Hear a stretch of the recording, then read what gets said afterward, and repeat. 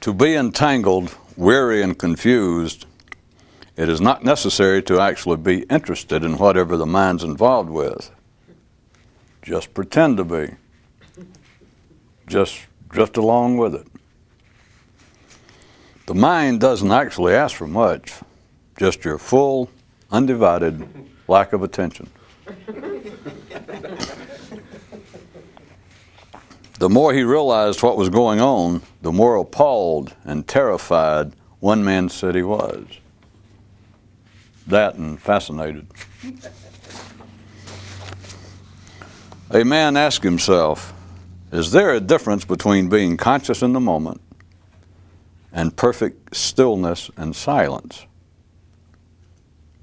And if not, what should I learn from that I don't already know and which has got to be obvious as hell? A man named Hal heard noises in his basement, then noises in his attic, then noises in other rooms in the house, then noises in the plumbing and wiring systems, till he finally said to himself, damn, this is a noisy place, and went back to sleep in the dark in his cell along with all the other members of the Hal Symphony Orchestra, Ballet and Fidget Company, and Complainers Society. Good night, Maestro Zorkin. Good night, Hal. Good night, Ms. Nichols. Good night, Hal. Good night, Mr. Carlyle. Good night, Hal. Good night, Madam Polly. Good night, Hal. Good night, Frank. Good night, Hal. And on it so went, far, far into the night.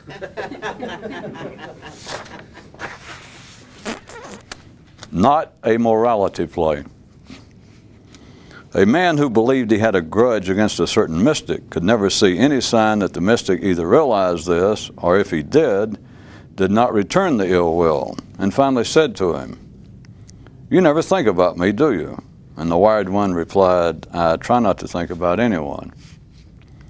I could have made this story much longer and considerably more complex, but this bare bones version fleshes it out adequately for the alert. A man had a horse that would not only run when he rode it, but even when alone and unmounted, would endlessly gallop in place. The power of the mind is also its telecommunications. Everyone has two phone lines which can receive incoming calls, although very few are aware of the second one. I say, what do you call those who are aware? Well, I'm not sure what to call them, but what I am sure of is that those who know both lines are disinclined to take your call. No. One man discovered a cure for recording devices. A mystic told a man. A mystic told a man, if you can't stay home, there's no use in trying this. And the man asked the mystic, how long must I stay home? And the mystic answered the man, if you have to ask, you shouldn't even try this. And the man was distinctly perplexed, and the mystic said, see, I told you. Follow-up note. Even though you must be able to stay home to ever see this through, it is yet possible, while home, to remain too close to that other party there. You. One man discovered that the cure for echoes is not to yell first. Talking aloud to his horse, a man mused. Perhaps the trick is to see the mind as a hobby rather than a necessity. The horse offered no opinion. One man discovered that the cure for getting shot in the ass is to stick yourself in the eye. You can analyze man or analyze his mind. Same as you can critique a baby or else find fault with what's in his diapers. One man discovered that the cure for noise is more noise. And no, there is no cure for silence, since none is needed. One man titled one part of his life story, "The Geese Took Over the Asylum."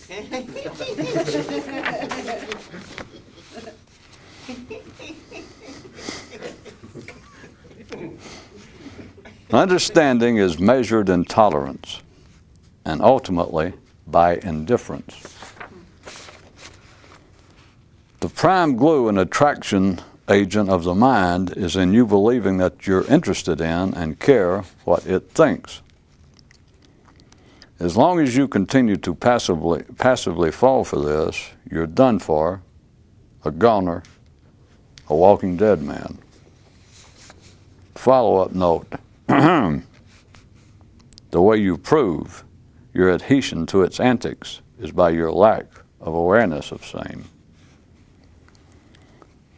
The mind provides the only addiction possible for a man, of which he is never conscious.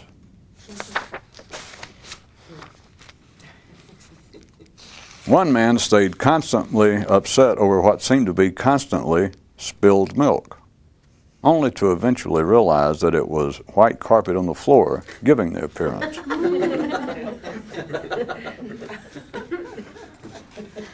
No matter where you look, if you're the looking kind, there's always something to see.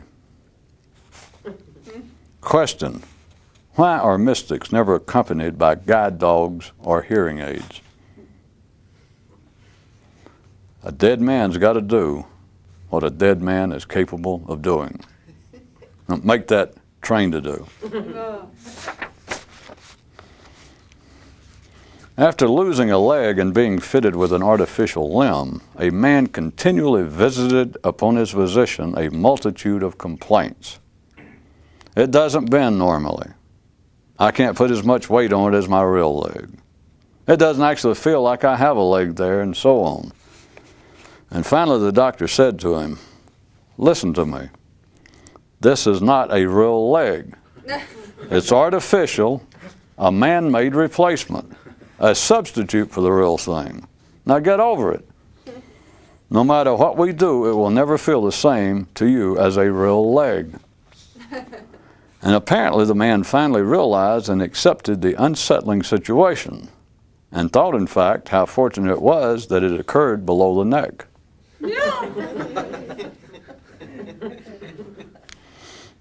Scant knowledge of human anatomy can be a comforting thing. Well, at least non-confrontational and curiosity-provoking. One man decided that it would be beneficial to always be mentally straightforward, and then concluded that the way to achieve this would be, curiously enough, not to think about things. One man could think in different places in his mind. Well, he said that he could.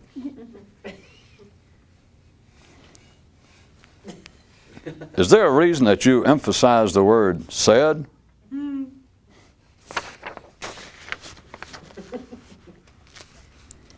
One man continued to shoot arrows into a bag of mush. It certainly provided him with something to do, and surely seemed to use up arrows, but little affected was the bag. One reason men enjoy dreaming of an afterlife is that there, they imagine, is a place where they might finally, actually, get something done. One man said, "I can eat or I can fast, but my complaint is that I can only seem to do this physically."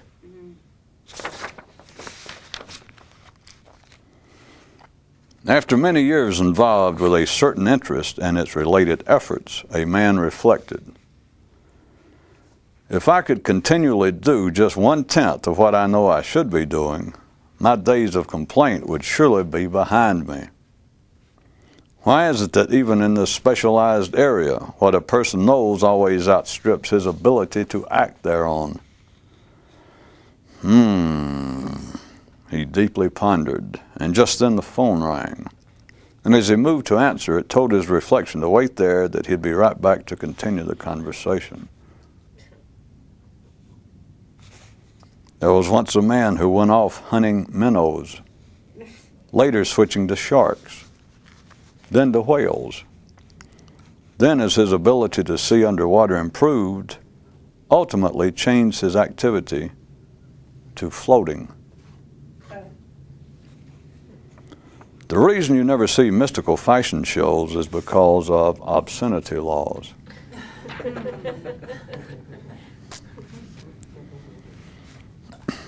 One man wrote symphonies, the heart of which were no problem. It was the beginnings and conclusions that threw him. So finally he just gave up the struggle and presented works that consisted only of a metal, letting the listeners fill in their own intros and endings.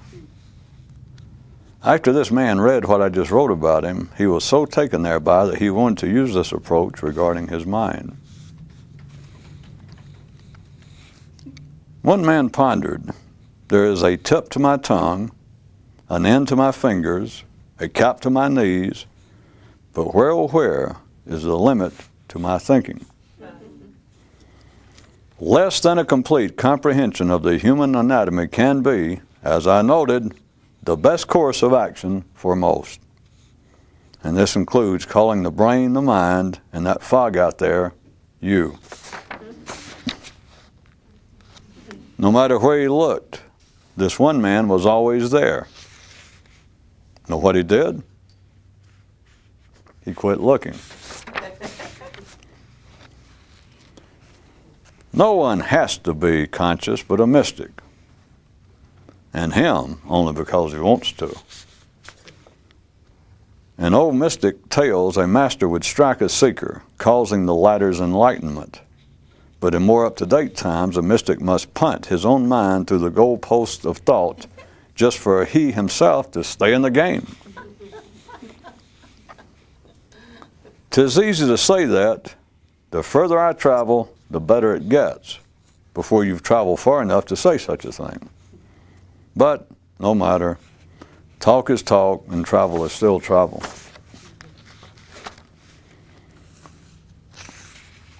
One man thought, is it possible to plow the field so long that a crop never arrives? But he failed to take this far enough.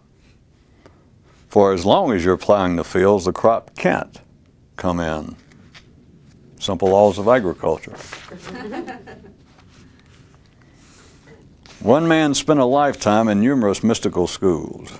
He would stay in one only until he could understand what they were talking about, at which time he'd leave and go on to a new one whose ideas were beyond him. There are no credit reporting agencies and organizations regarding mystics. Hey, let me ask you a question.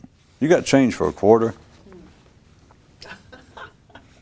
Where the hell did you get a quarter? Now there's the question. The neat thing about getting on this train, then getting off, then finding out you can get back on, is the further evidence that you either get it or you don't. Simple possibilities for simple creatures. The trick is to constantly be aware of what is happening to and in you, rather than thinking about what has and might. The trick, a consummate trick. A mystic once said that the greatest of all teachings is that in all things there is nothing real, but he neglected to note that one must discover for themselves what it is that constitutes these all things for it to be of use. A mystic once said that the greatest of all cautions is that a man can look at himself too much, And he took not the occasion to further note that this may be done non-physically. And may I take the occasion to note the connection between what the two said. One man bought an alarm clock, which he soon started setting to go off every hour, then every half hour, then every 15 minutes, then every 5, then every other second, except that the problem was remembering to continually reset it. He finally strapped it to his head, then swallowed it. And yet the original so-called problem persisted. He asked that if you have any solution, please contact him immediately, his time.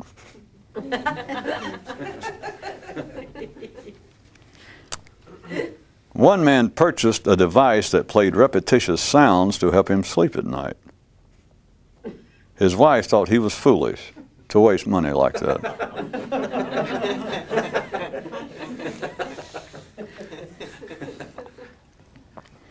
The ability of sound to awaken does not preclude its ability to induce sleep, which in turn does not bar its being turned around to be used again for the initial purpose.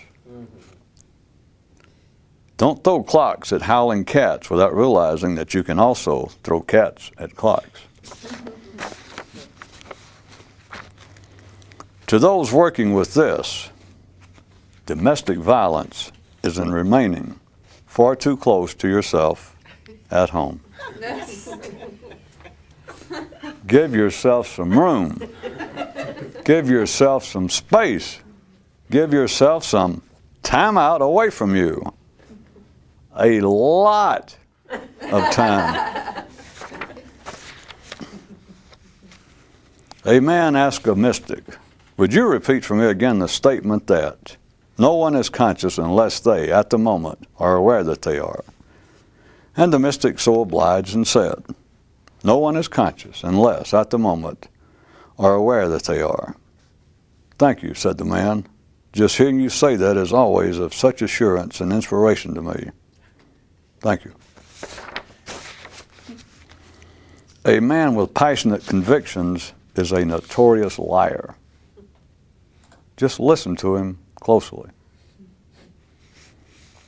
Unfounded preferences, which they all are, have a certain sound and will out. It's hard to teach the truth, harder still to talk about it, since teaching it reveals an ignorance thereof. A man said to a mystic, "I have waited 40 years without mentioning this, but now the time has come for me to ask, just what is the truth?" A question that was met with silence from the mystic, him figuring that the man could wait another 40 years for an answer. One man would often say to himself, not to be in such a hurry, which normally went unheeded in that the part of him to which it was addressed was usually too busy to hear him. Sad, huh? No. Then weird, huh? Not hardly. Informative? Could be. After reading a lengthy, complex, mystical tome, a suspicion stirred in a man that the secret might be in the footnotes, or even in the silence between the words. Anywhere you hear this son of not a morality play, anywhere you hear discussions going on regarding ethics and conduct, know that you are among children. A man asked a mystic. A man asked a mystic, "Are we to avoid the two extremes the mind finds in everything, or avoid what's in between the two?" A man asked a mystic, "Is there a difference between walls and floors? One alone seems to confine space, yet they both take up space." A man asked a mystic, "Which occupies the most space, a question or an answer? And which of the two takes up the most time?"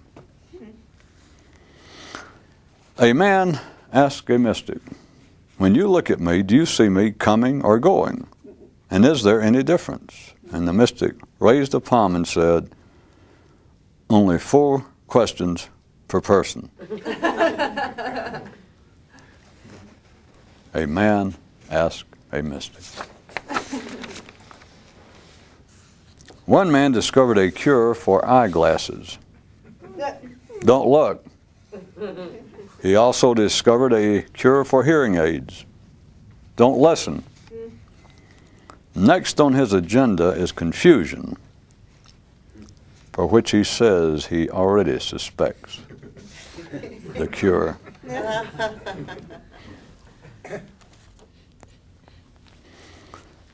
The mental indifference of a conscious man is not mere indifference, but is a kindly indifference.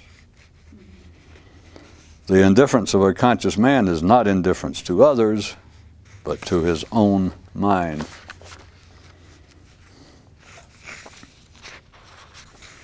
On a Monday, or perhaps a Tuesday, a man mused, "Have not things come to a surprising place, whereat I find myself most intelligent when I'm not thinking?" A man said to a mystic, "I never thought I'd say this, but too late," noted the mystic. "Try again. But next time, start sooner."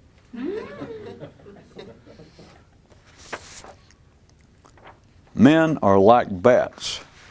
They do not see, no, yet still they fly.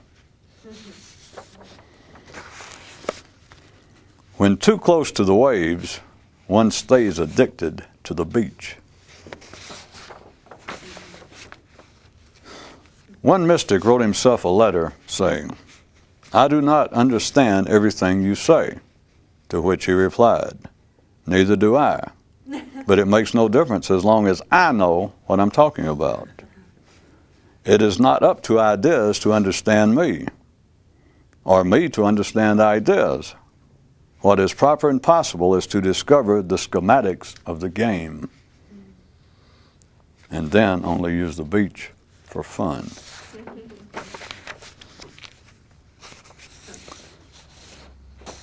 Whenever he'd start to compose a letter, a man would think, "It's hard to know where to begin, but it's also difficult to decide where to end." And after several thousand such experiences, the man eventually just chucked all correspondence and only visited the beach for fun.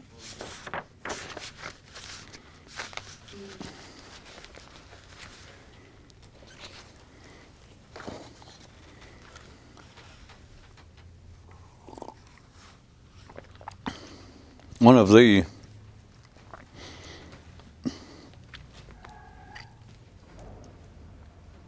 ideas that are expressed very commonly amongst ordinary people, particularly in the guise, under the auspices of religion, is that men have eyes and do not see, and that men have ears and do not hear, which lends itself perfectly for whatever it is that you are selling that succeeds that. But it is taken to be of extraordinary importance, potentially, when it gets into non-physical realms, such as religious, and it, as always, is a watered-down reflection of a reality and an original basis for this that came from someone more conscious. But to say that men have eyes and do not see, that men have ears and yet do not hear, and then you take off and you wave the Quran, or you wave Buddhist literature, or you wave whatever the idea or theory that you're hawking. And no one can, if they're going to play along, if they show up wherever it is to listen to such a hectoring, such a lecture, then there's nowhere to go with it other than just go ahead and be entertained, which is all it is anyway, regardless of what they surmise and pretend it to be. Because if you do not understand then or agree with whatever the lecturer is saying, then he can remind you, well, men have ears, but that does not mean necessarily they hear, which is, he's got you covered. If you don't agree with me, it just shows that you are spiritually or mentally deficient in your ability to hear.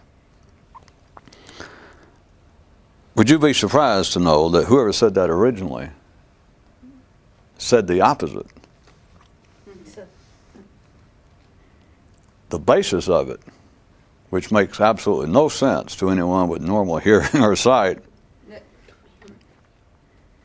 is that a more conscious man, the so-called awakened or enlightened man, doesn't see and doesn't hear. Well, I told you it didn't make any sense. Hint, hint.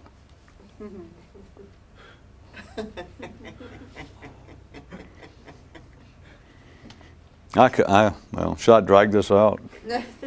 Well, on the surface, it's absolutely insane. Or you assume, well, if someone said that, and it's assumed that they understood something, then they obviously meant it metaphorically. What if I said no?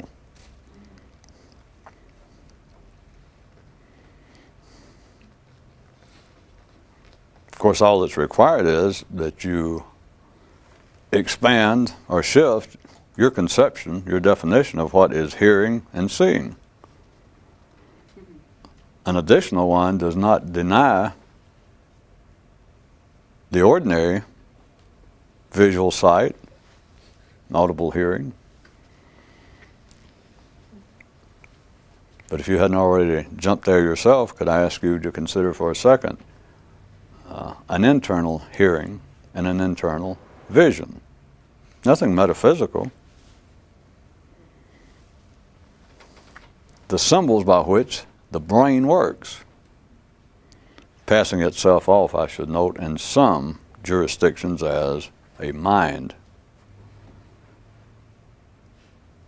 The pictures and the sounds are the symbols by which the brain breathes and circulates the blood. That should not be hard for even a civilian to hear such a thing and go, well, that's true. Everybody say, well, that's true. My question was, or what do you think the mind would answer if I then asked, which of the two would you say is of greater importance to men? Which of the two is the greater source of orientation? That which men visually see outside themselves. That means outside yourself. Well, I got to admit, it's that, and it's a very little known Lithuanian obscene gesture, but the only reason I bring it up is so that any Lithuanians won't think that I intended that. Yeah, I didn't intend that. Okay. If I ask which is of the greater importance, which is of more consistent use by men, their external vision, their orientation visually to the external world, and their hearing, or what I'm pointing to is just specifically that which goes on inside of each man's head. It is a non-ending series of sounds and pictures. We just don't normally talk about looking, but that is what is going on. You are seeing pictures and you're hearing sounds inside your mind. So if I presented the question and everyone understood what I was pointing to, and I said, which do you think is of greater use? Which one is in greater use? Doesn't matter how I do it, it's all going to come out the same, but I could say, which do men make greater use of which sort should men make greater use of which type is the greatest benefit derived? You catch the drift. What would the mind tend to say? That is, what would ordinary people tend to say? Would anyone really disagree that most people, at first hearing, given enough time to think about it, but would they not say, well, it must be external vision and hearing? Because without it, you certainly couldn't orient yourself in life. Mere physical existence would be a deadly, potentially deadly game. If you couldn't hear, you wouldn't know when somebody blew a horn when you're crossing the street. If you couldn't see, you might pick up rat poison and drink it. If you couldn't see the label warning you, I would suggest that people would ordinarily believe, to answer my question, they would ordinarily respond and say, well, it must be, not to necessarily discount the internal, but it must be ordinary visual sight, ordinary audio hearing of this external, not just Lithuanian, but this external sort. Well, I don't know, it's just coincidental it all fits because Lithuanians are known to be such extroverts and just happen to kind of verbally fit in. I don't know of any significance to that, other than the fact that they are indoors so much year-round that it makes them extroverts. That is, however, just a rumor. But, of course, that's all this show is based on. Unfounded, unsubstantiated rumor. Anytime any of the rumors I pass along appear to be substantiated, if you notice, I drop them immediately. You never hear them again. No, sir.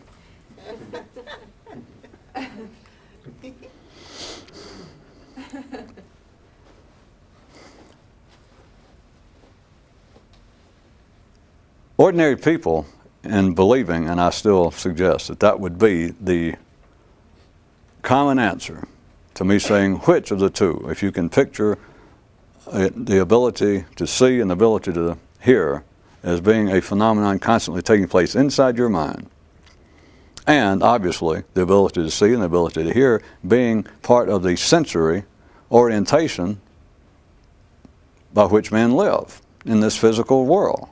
And I said, which of the two, if you had to pick one of those two groups, which would be of more importance? That people would say the physical world for the very kinds of reasons I pointed out.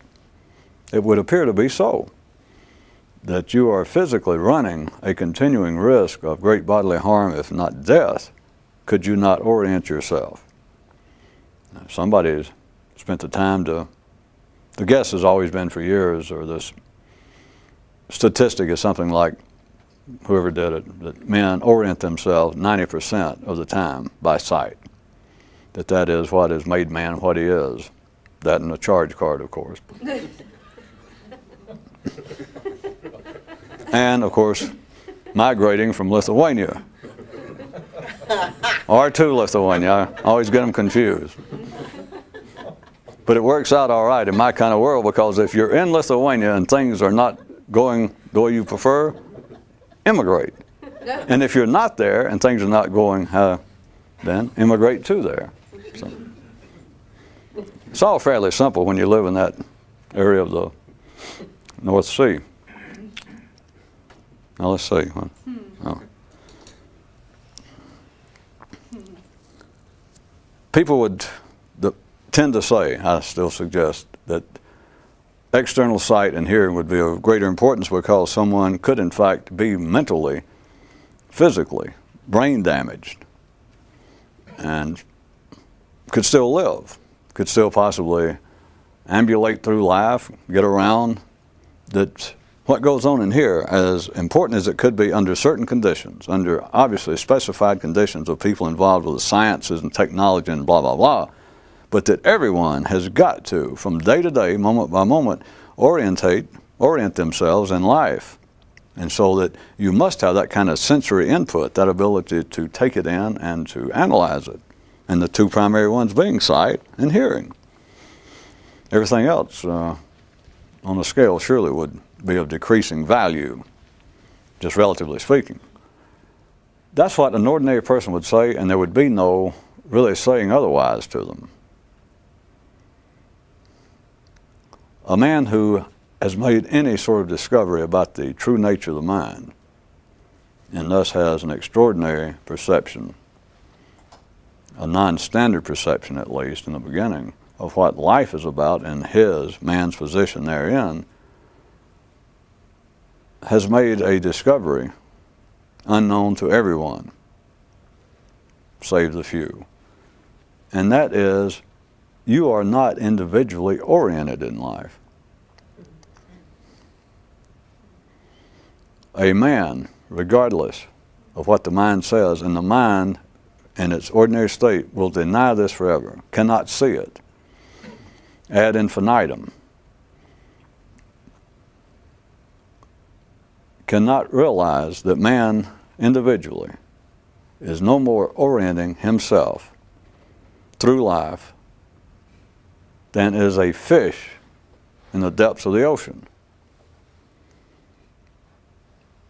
You can see a film of a fish, or you can look down and see a fish, and a fish is always moving, except a coffee break. But there it is, a fish is always moving, and you see a fish going places.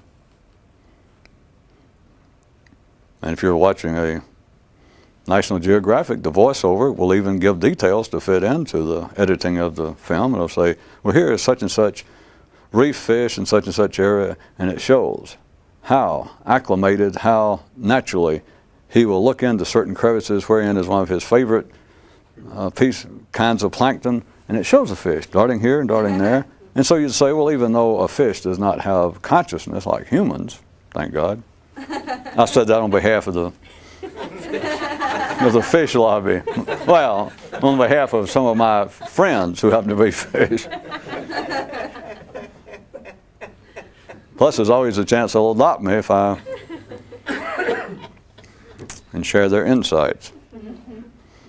At any rate, you look, and there would appear to be absolutely no question of the fact that a fish without consciousness is just the natural instincts of fish.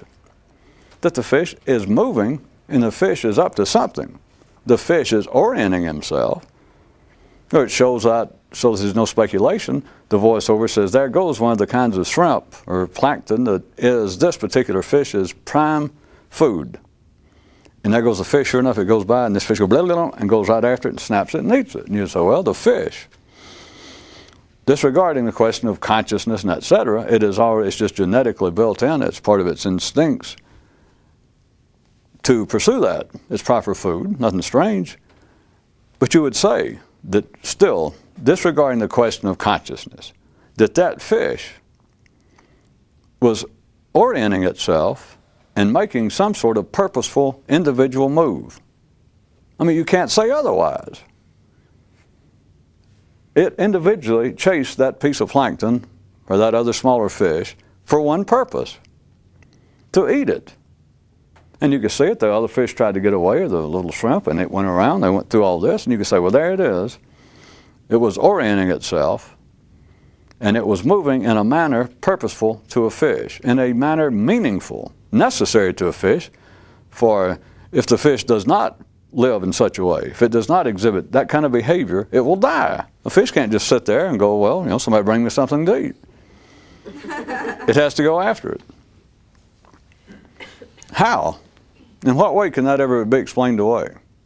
I mean, no, I can't even see anybody ever trying. But you understand, we're talking about the mind and not fish. But back to the fish for a second.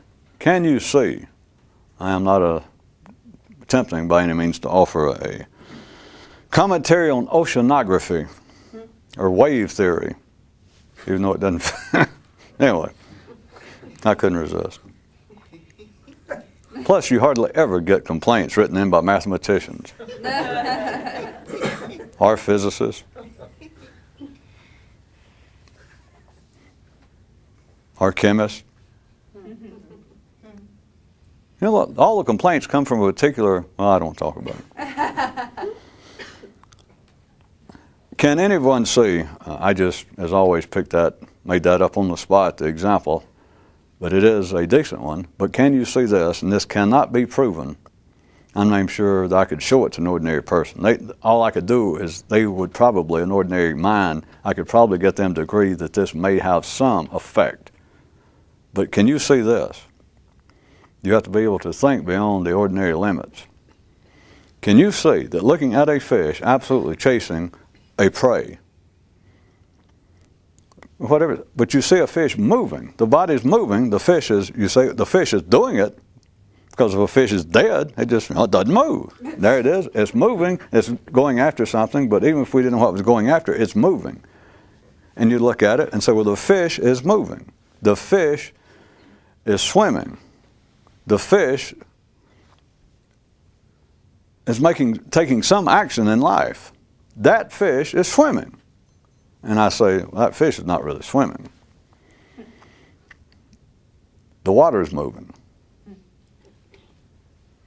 Again, if you follow this for a second, and then you need to squish it immediately into your head, like a hungover fry cook would do at IHOP on a Monday morning to a pancake.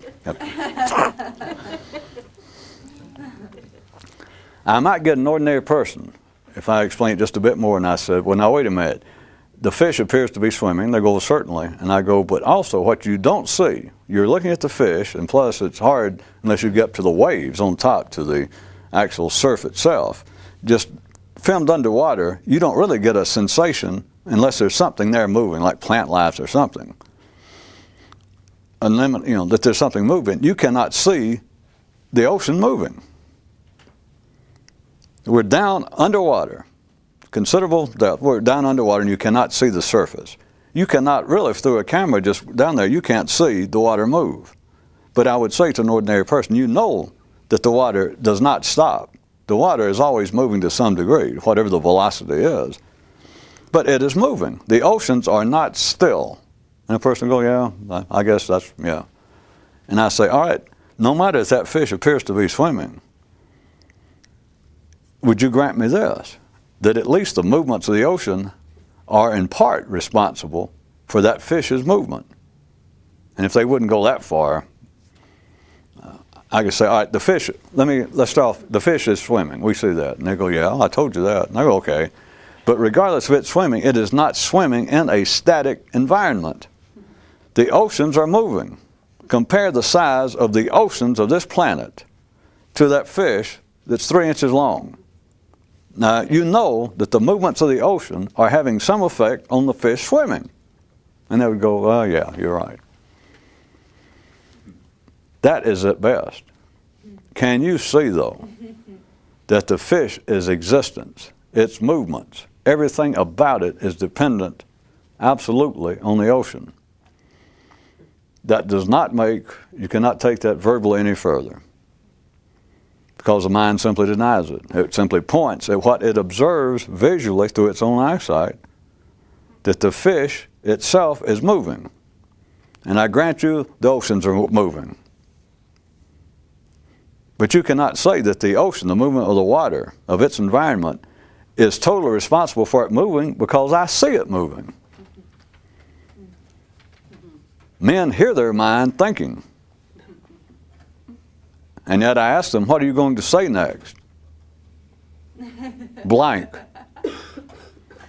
It is not dissimilar that if a fish did have consciousness, and there it is just swimming, going along and right out, just really busy. And if I could suddenly stop that fish and say, what are you up to? And it could suddenly be conscious, it'd go blank.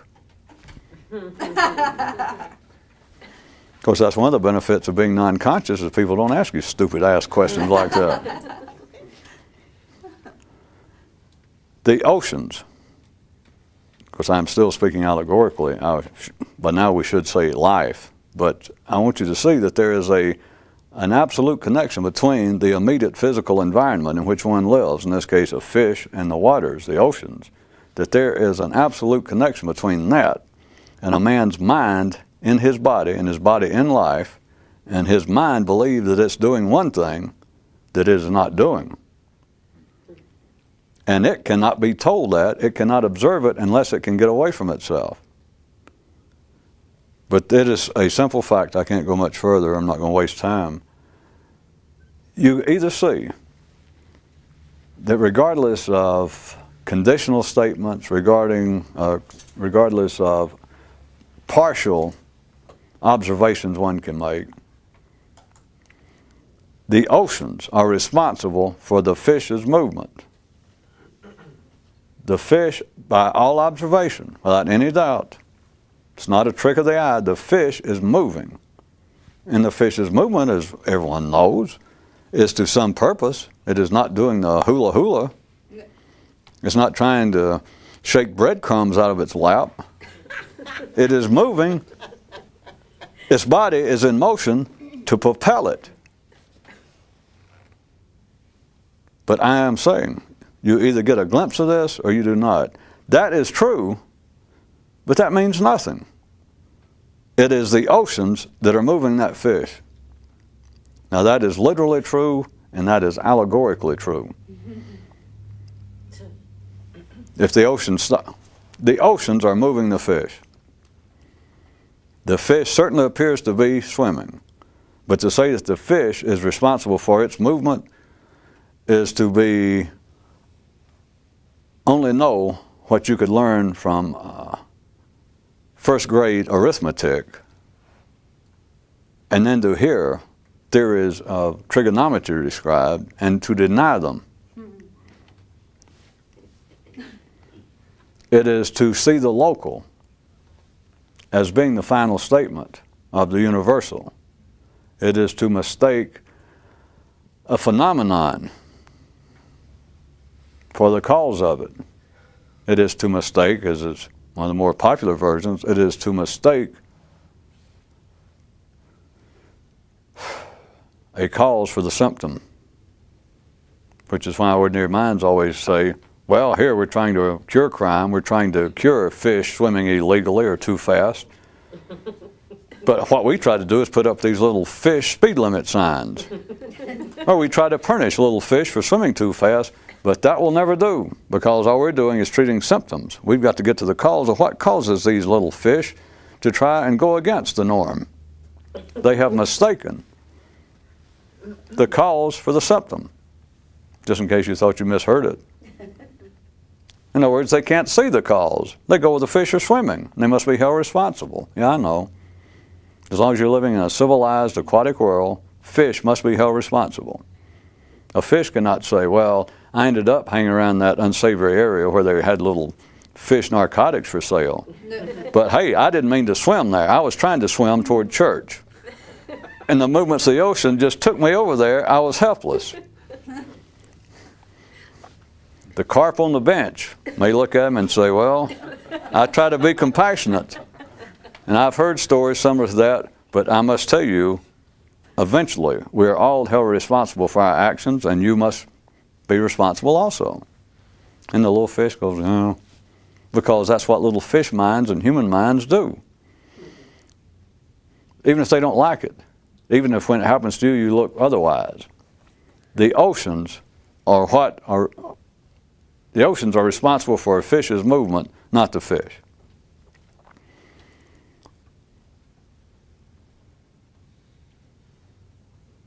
Do you think that it is truly an individual man's senses, sight, hearing, and everything else? But we can skip some of that now if you can hear me. In the same way, I'm comparing now a man here on this planet, an everyday man, to a little fish in the oceans. Do you still believe, without any doubt, that you are responsible, that you are being motivated through your own effort, that you are operating in a purposeful manner, even though we stop and you go, yes, I am. You saw me walking out to my car just then, striding right out. Yes, I saw you. You know why? Why? I am on the way to the store because I am out of milk and I am hungry. So I am going. Nobody made me go to the store. I could stay here and I won't die. I could do without milk. I got some other food. I wanted milk. I feel the need for calcium. I need the feel of a closer spiritual connection with my bovinian brothers. What can you say to that? Nothing. There's nothing to say to the mind. But do you, those of you who hear me, who are here and can hear it, do you really think, do you still believe, without any condition, that individual men are purposefully motivating themselves and moving through life, even though in every individual anecdotal example you can come up with, the answer is yes, just like I did. Man's striding down the street, all in perhaps, I don't know, a huff or a quandary. It's obviously not a Studebaker because they don't. But there he goes striding along, and you suddenly jump out and you stop him, and you tell him what I've been trying to tell you for the last 40 minutes. And he goes, "Are you crazy?" Well, skip all that. And you say, "What are you up to?" I mean, you look like you were just almost in another world. You were down there glassy-eyed and oblivious to your surroundings, but going along at such a clip there. The man go, "I'm glad you asked me." And he'll have a story, will he not? Yes, he will. He will have a story. The idea of truth and reality and lies has nothing to do with it. He has to have a story. He will be on his way somewhere. He'll be on his way somewhere if it was just to escape the thorns of Awi. He was on his way to find something to do, if nothing else. As long as a man will accept that, he is an ordinary man. He is doing as he should, but he will understand nothing. He will never understand the nature of the mind. External sight and hearing is of no more importance to whether or not you could live out your days, whether you orient yourself in life. You individually, through all of the natural powers, are no more responsible, are no more motivating yourself than is that fish in the water, which the ordinary mind says, "Well, it is. I know, we've been through that." But you're not. It's not, and an ordinary man is not. A fish, of course, never thinks that it is. And if a man did not have a brain as such as he has, if a man did not have a mind, if a man did not have usable symbols that he could see and hear in his mind, the question would never cross his mind. Which to someone who does have the potential to ever see should be a kind of sticking a finger in a small socket. Just to begin to see that, no, it doesn't matter. Well, no, men do not do that, but it has no effect anyway. It doesn't matter. The only way it would matter to a fish to believe that it actually was responsible for its motivations and its actions would be that if it thought it was.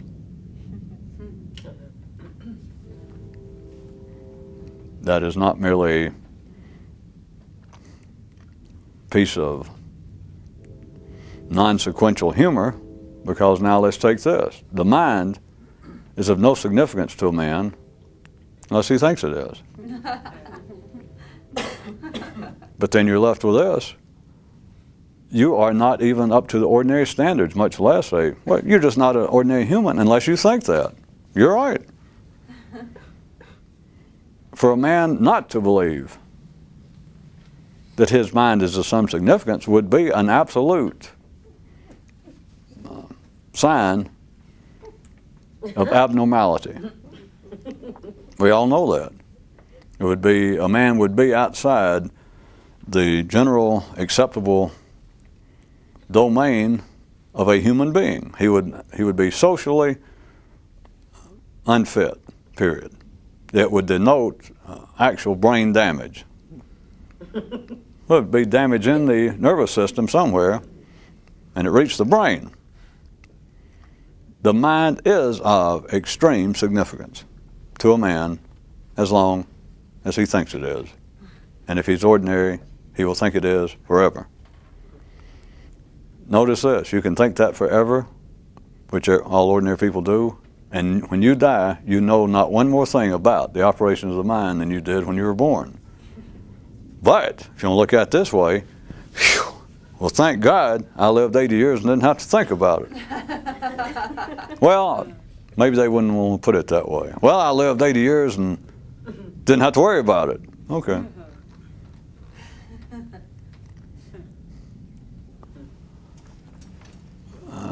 Back to the opening. It was said originally, and not written down, not remembered by ordinary people, that contrary to the one about men have eyes, allegorically, the common statement, men have eyes but do not see, men have ears but do not hear, referring to the truth and reality, of course. Whereas the first person who ever said that could see, could hear, and was more conscious. And what he said was a man who is